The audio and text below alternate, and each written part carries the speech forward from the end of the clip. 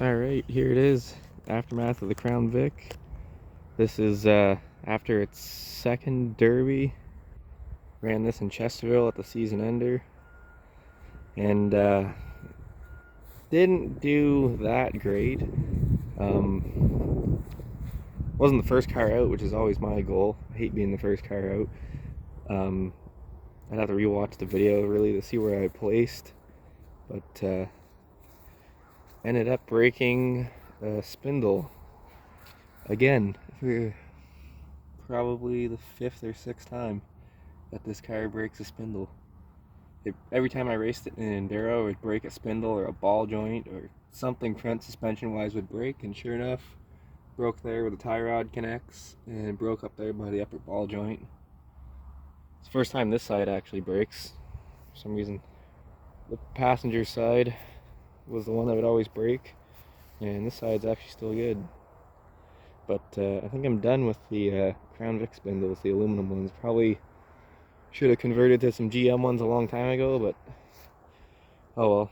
That was the last derby of the year for me, so next year I will make sure I do a video on that, because we'll be swapping out that aluminum junk and putting some spindles off of a hopefully, I don't know if you can see it, this rolled over 78 Coupe de Ville over there. So hopefully it works on the camera. But yeah, other than that, the car's still really straight. Frame never bent, bumper never moved.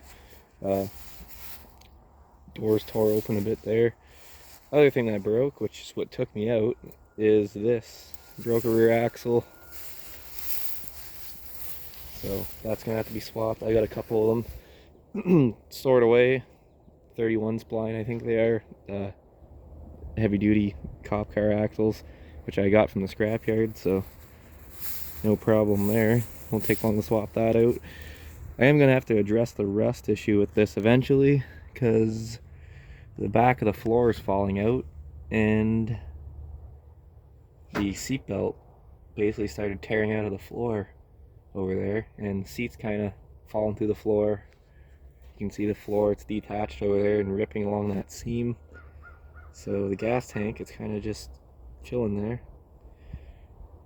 Basically flops around with the floor. So I'm gonna have to try to weld some flat bar probably from there to the rocker panel on both sides, and then I'll probably build a something along the back to hold the seat in and to bolt the seat belt to, which we already had to do on another Crown Vic, which is behind that station wagon, which a buddy of mine, he ran that in Newington, and basically we'll replicate what we did on that one, so that the way the seat doesn't fall out of this thing and I don't get hurt. But had to make this shifter also last minute work. I built it for a GM, works great on a GM, just old school homemade shifter. A lot of the old school guys used to build these and they work great on a GM. On a Ford, not so much, because the Fords, they have, I don't know if I'll be able to get a good view right down there. It basically has 2 pivot points on it. So there's the broken shifter cable. Basically it's a pain in the ass to shift. So if you see in the derby, there's a couple times where I'm actually just sitting there, pretty much a sitting duck for a couple seconds, and that's because I was messing with the shifter, trying to get this thing forward to reverse. Reverse seemed to be the hardest to get, but I could always grab a forward gear, but to get this thing in the reverse was a huge pain in the ass. And that broke literally the night before the derby, and fixing it the night before the derby wasn't an option. Had other things I needed to do, so I had to fix this morning of.